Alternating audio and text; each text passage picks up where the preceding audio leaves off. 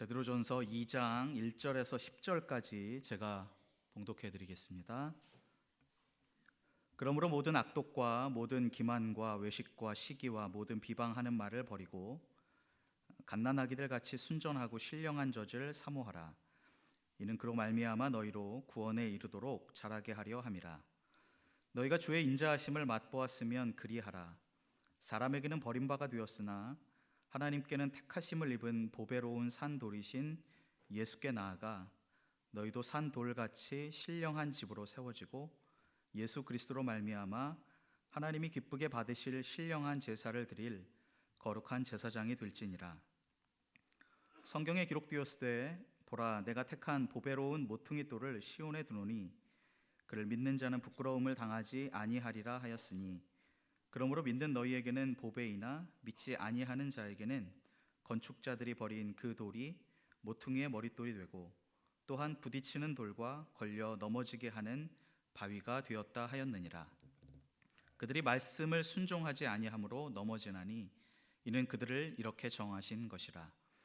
그러나 너희는 택하신 족속이요 왕같은 제사장들이요 거룩한 나라요 그의 소유가 된 백성이니 이는 너희를 어두운 데서 불러내어 그의 기이한 빛에 들어가게 하신 이의 아름다운 덕을 선포하게 하려 하심이라. 너희가 전에는 백성이 아니더니 이제는 하나님의 백성이요 전에는 긍휼을 얻지 못하였더니 이제는 긍휼을 얻은 자니라. 아멘.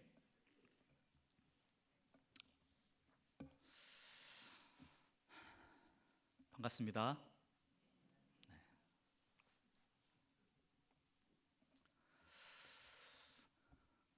제가 분명히 담임 목사님보다 나이가 어립니다.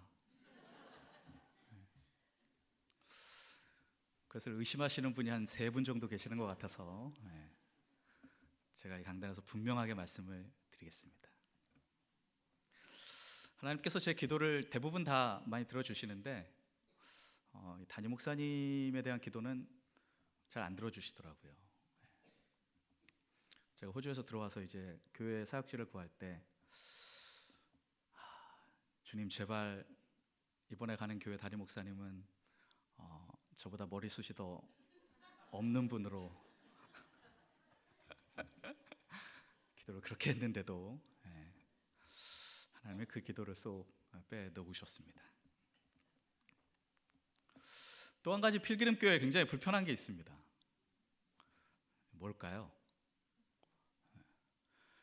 현관문이 너무 높아서 제가 그 셔터를 잠글 수가 없어요.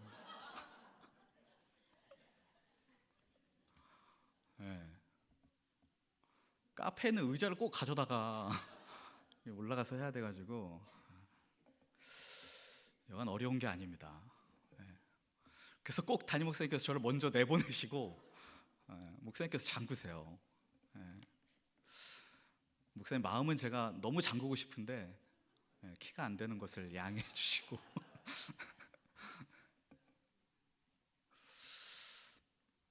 이 두 가지가 저에게 굉장히 큰 컴플렉스였어요.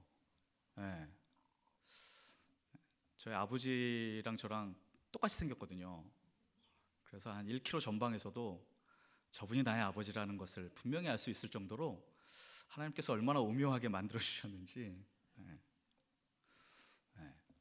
그러니까 키와 이 헤어스타일은 항상 저에게 젊은 시절 굉장히 컴플렉스였습니다.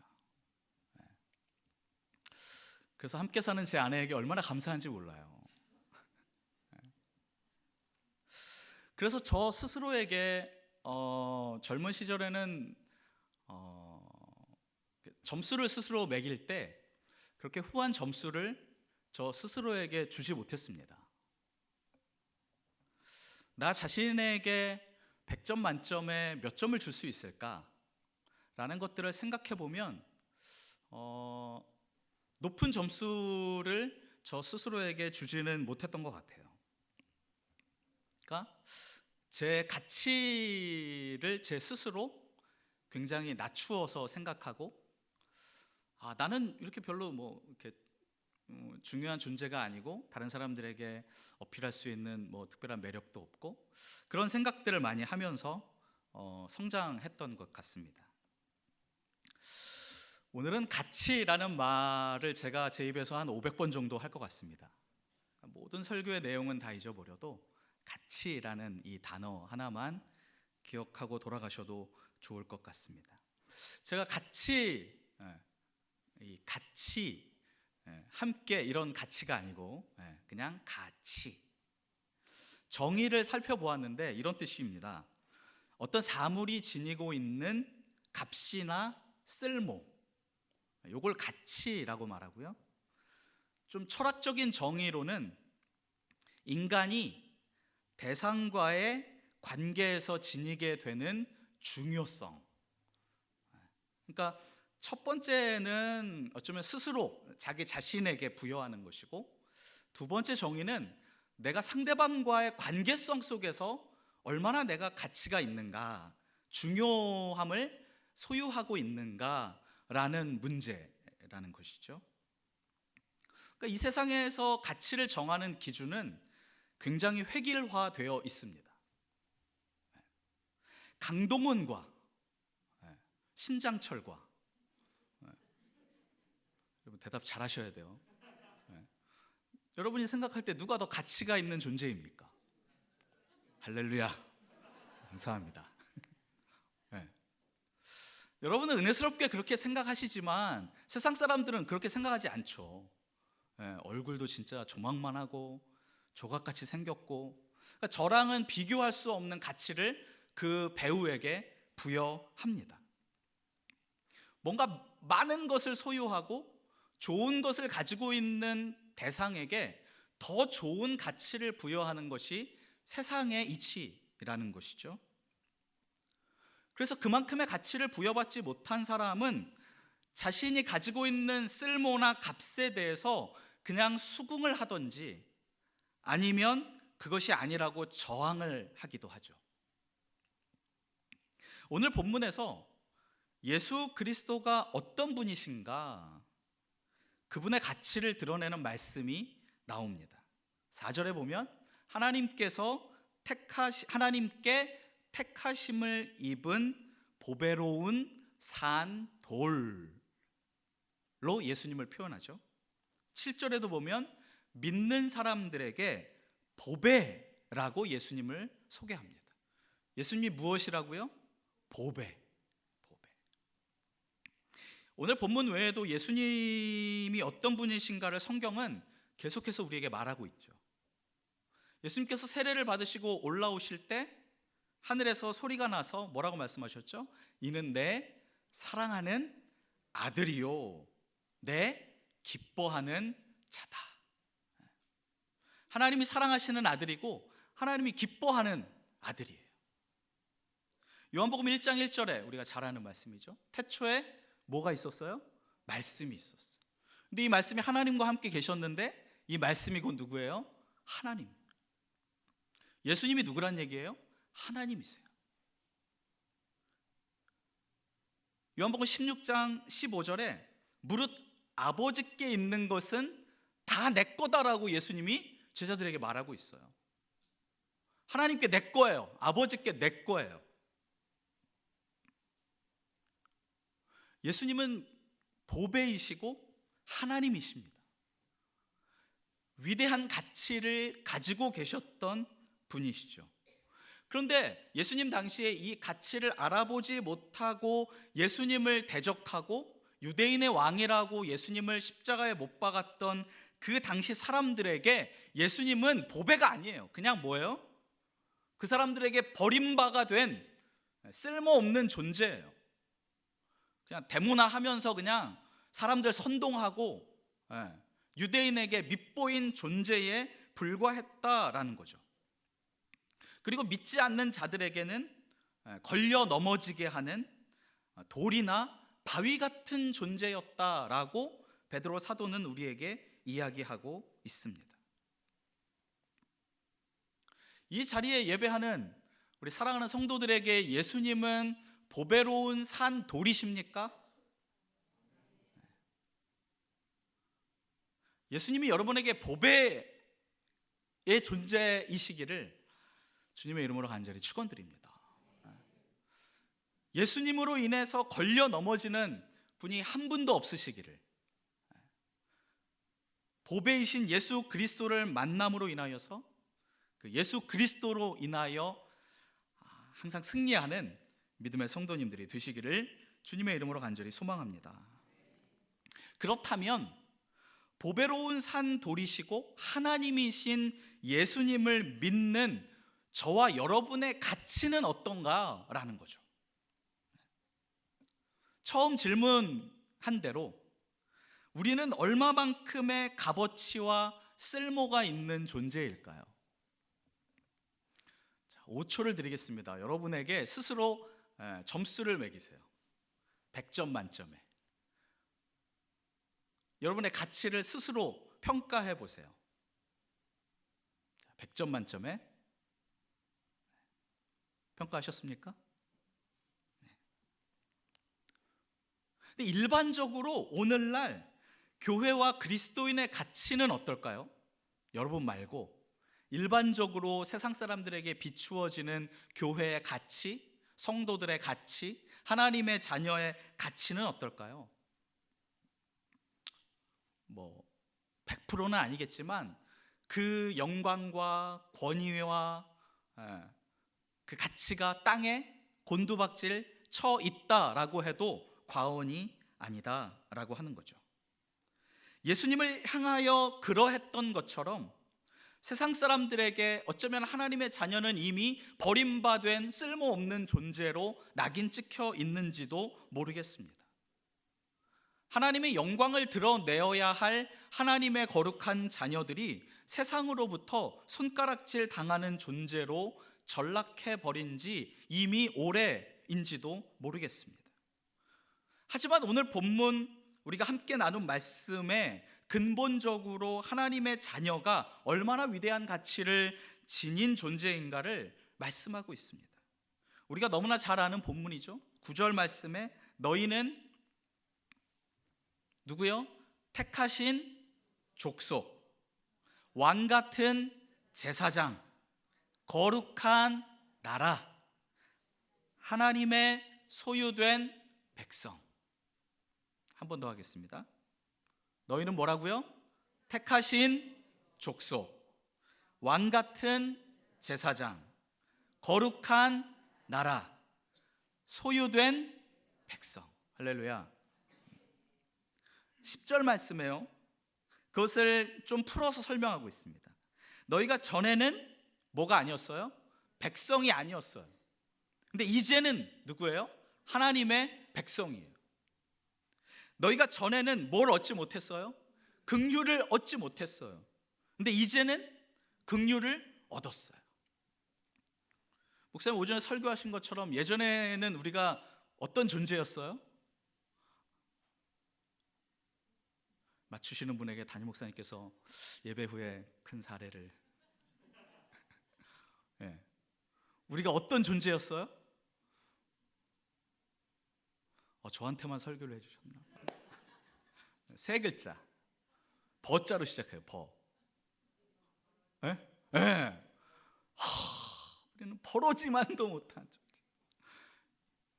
연세 드신 권사님들을 늘 기도하시면 우리는 발톱에 때만큼도 못한 존재, 버러지같이 죽어야 될 존재라고 말씀하시죠. 우린 죄인이었습니다.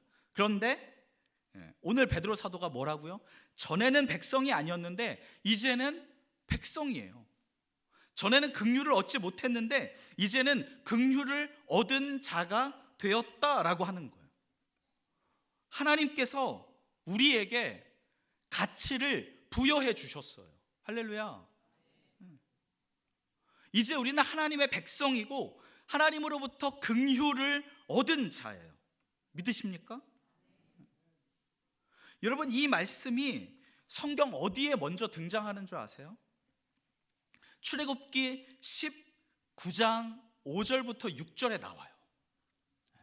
이 베드로전서에 있는 말씀이 출애굽기에 나와요. 제가 한번 읽어드릴게요. 세계가 다 내게 속하였나니 너희가 내 말을 잘 듣고 내 언약을 지키면 너희는 모든 민족 중에서 내 소유가 되겠고 너희가 내게 대하여 제사장 나라가 되며 거룩한 백성이 되리라. 할렐루야. 하나님께서 누구를 선택하셨습니까? 구약에서 이스라엘 백성을 선택하셨죠. 그래서 선민 이스라엘 백성이에요. 이스라엘 백성들에게는 자부심이 있었습니다. 하나님께서 우리를 선택하셨다라고 하는 자부심이 있었어요. 그래서 하나님께서 이스라엘 백성들을 선택하시고 언약을 맺으시고 계약을 맺으신 다음에 그들에게 가치를 부여해 주셨어요. 야, 이제부터 너네는 내 소유야. 너넨 내 거야. 너는 제사장 나라야. 너는 거룩한 백성이야 라고 하나님께서 이스라엘 백성들에게 값을 매겨주셨어요. 그리고 이스라엘 백성들을 독수리가 새끼를 어음같이 항상 인도해 주셨고 끝까지 사랑해 주셨어요. 하나님께서 이스라엘 백성들을 선택하신 것과 같이 동일한 하나님께서 오늘을 살아가는 하나님의 모든 자녀들에게도 이스라엘 백성들과 동일한 은혜와 가치를 허락해 주셨어요. 우리는 하나님의 택함 받은 백성입니다. 왕 같은 제사장이고 거룩한 나라고 하나님의 소유가 된 백성입니다. 그래서 저는 이제 머리숱이 별로 없어도 키가 2m가 안 돼도 나는 몇 점짜리인가 라는 질문에 일말의 고민이 없어요. 나의 인생은 왜 이 모양인가 라는 부정적이거나 자주 섞인 원망을 하지 않습니다. 왜 나는 아무짝에도 쓸모없는 인생일까라는 비관적인 생각을 하지 않습니다.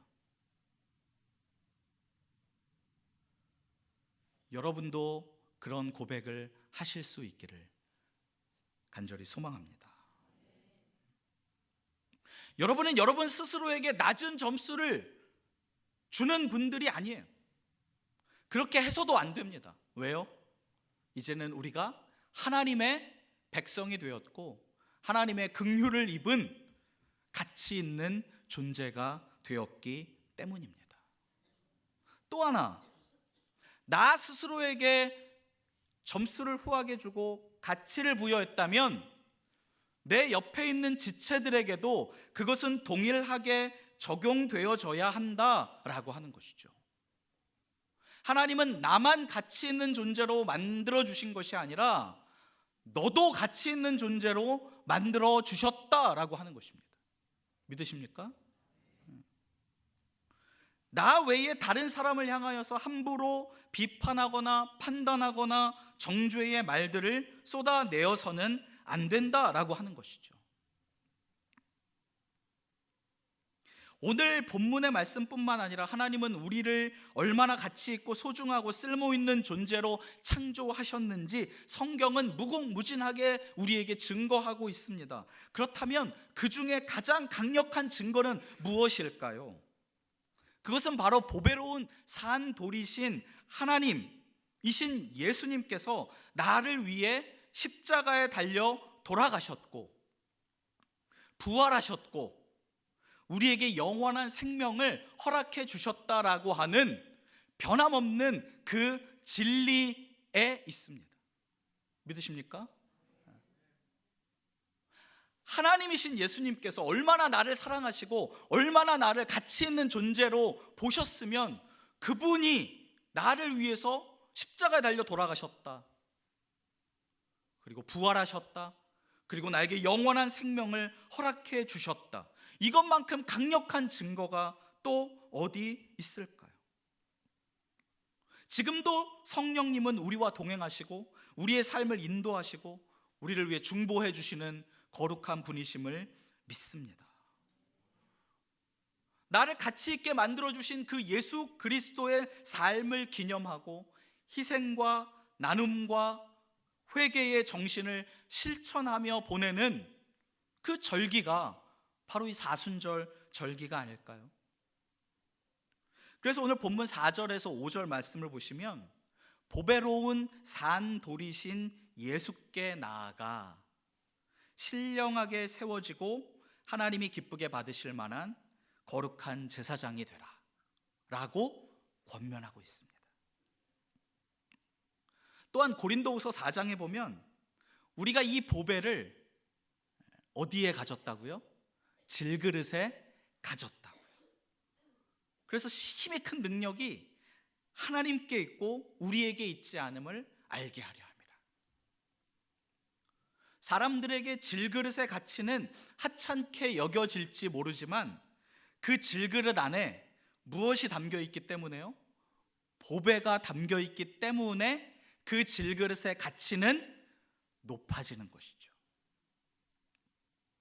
마찬가지로 우리의 가치는 물질이나 학식이나 명예나 외모로 가장한 세상적인 기준과 가치관에 세워지는 것이 절대 아니다라는 것이죠. 우리의 가치는 산돌이신 보배이신 예수 그리스도께 나아감으로 인하여 우리의 가치는 입증되어지는 것임을 믿으시는 우리 모든 성도님들이 되시기를 간절히 소망합니다.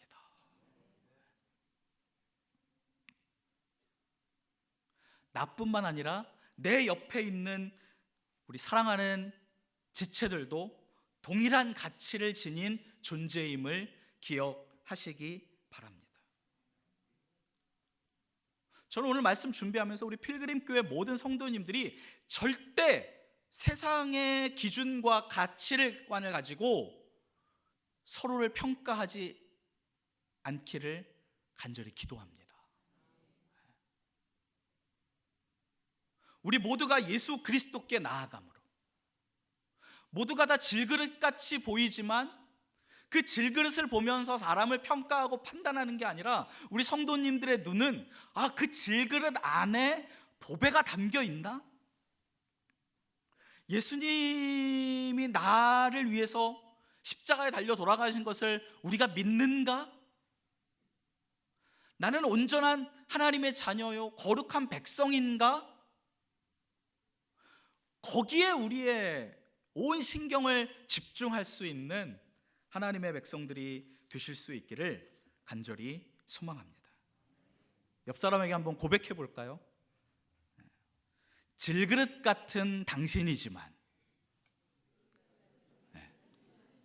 저를 보지 마시고, 그 안에 보배이신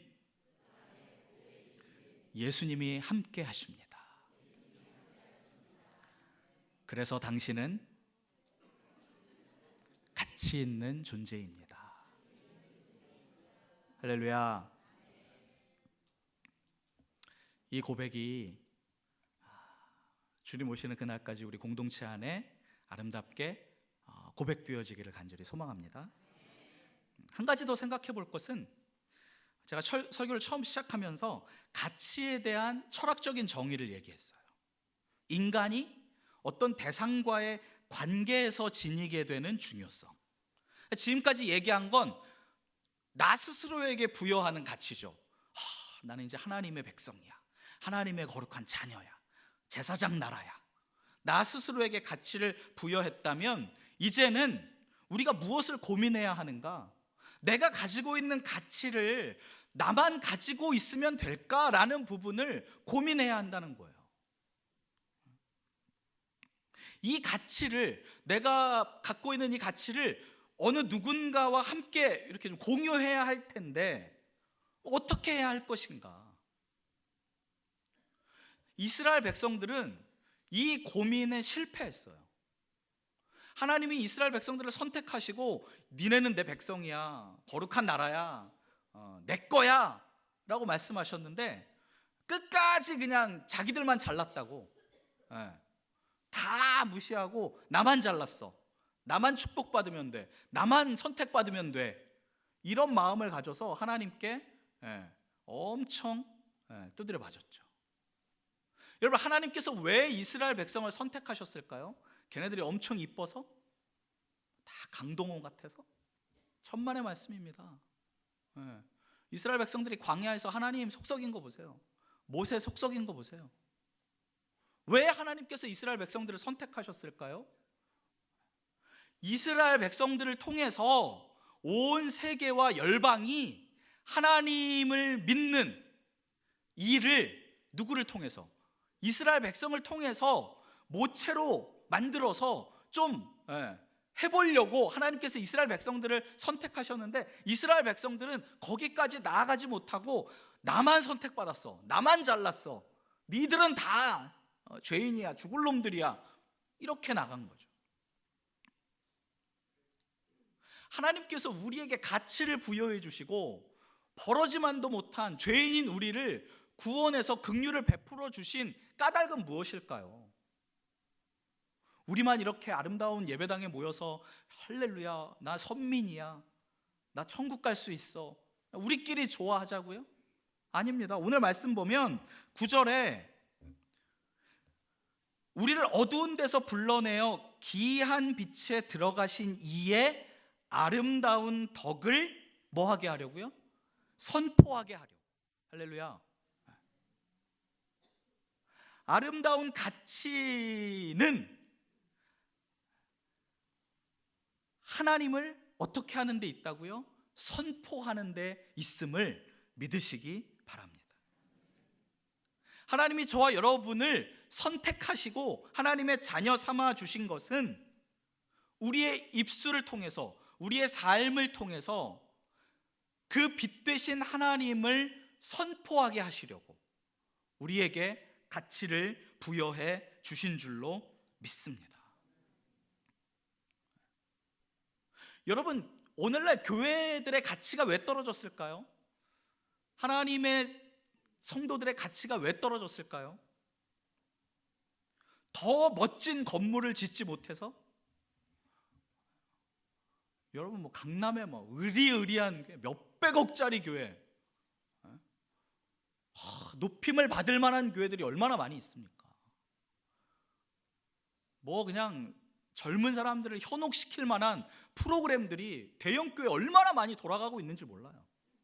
세상에 뭐 유명한 사람들을 다 초청해다가, 저도 이렇게 A급은 아니지만 초청해보면 얼마나 어려운지 몰라요. 청소년 연합집회 때 김재동이라는 사람을 한번 섭외해 보려고 제가 이렇게 아는 이렇게 방송국 PD를 통해서 이렇게 접선을 한 적이 있는데, 와, 섭외비가 얼마나 될 것 같으세요? 김재동. 여러분이 상상하는 거에 공 하나를 더 붙이십니다. 어마어마합니다. 그런 사람들을 불러다가 집회를 하면 가치가 올라갈까요? 교회의 가치가? 막 화려한 막 파이프 오르간 갖다 놓고 몇백 명의 찬양대, 현악기와 관악기가 막 웅장하게 울려 퍼지는 그런 예배를 세상 사람들이 보면, 이야, 교회의 가치가 올라가고 성도들의 가치가 올라갈까요? 천만의 말씀입니다. 교회의 가치는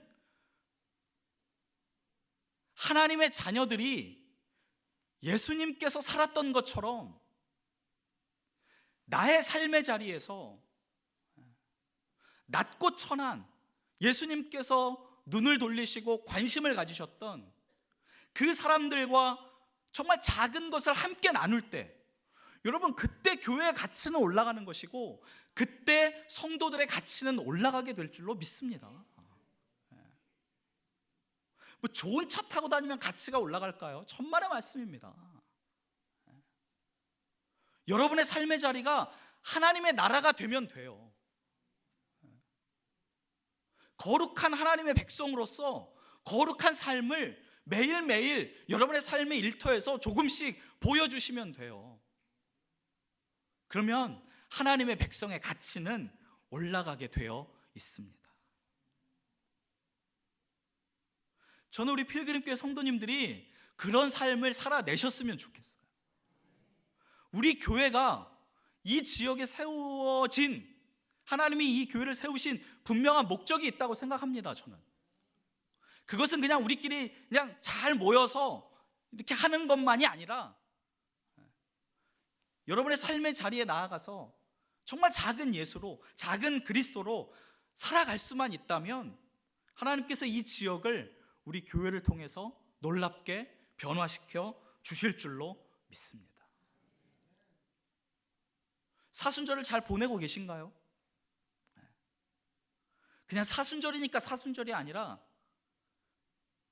우리를 변화시켜 주신 그 예수님께서 과연 이 땅에 살아계시는 동안 어떤 길을 가셨는가 조금이라도 생각하고 같이 묵상하고 그 예수님의 삶을 내 삶의 자리에서 조금이라도 실천해낼 수 있다면 하나님께서 영광 받으실 줄로 믿습니다. 세상 사람들이 우리를 통해서 하나님의 영광을 보게 될 줄로 믿습니다. 여러분은 택하신 족속입니다. 왕 같은 제사장들이고요, 거룩한 나라고요, 하나님의 소유된 백성입니다. 자부심을 가지시고 여러분에게 부여해 주신 가치를 가지시고 세상을 향하여 멋진 그리스도의 삶을 살아내는 믿음의 성도님들이 다 되실 수 있기를 주님의 이름으로 간절히 축원드립니다. 기도하겠습니다. 참 좋으신 아버지 하나님, 은혜와 사랑을 감사합니다. 하나님, 우리가 죄인이었고 참 연약한 존재들이었지만 이제는 하나님의 백성이 되었음을 고백합니다. 긍휼을 베풀어 주셔서 믿음, 소망, 사랑을 가지고 이 땅을 살아갈 수 있도록 허락해 주셨음을 감사드립니다. 가치 있는 존재요, 보배로운 존재요, 위대한 존재들인데 이 땅 가운데 예수 그리스도의 삶을 실천하며 하나님께 영광 올려드리는 복된 우리 필그림교회 또 사랑하는 성도들 될 수 있도록 하나님 축복하여 주시옵소서. 예수님의 이름으로 기도하옵나이다.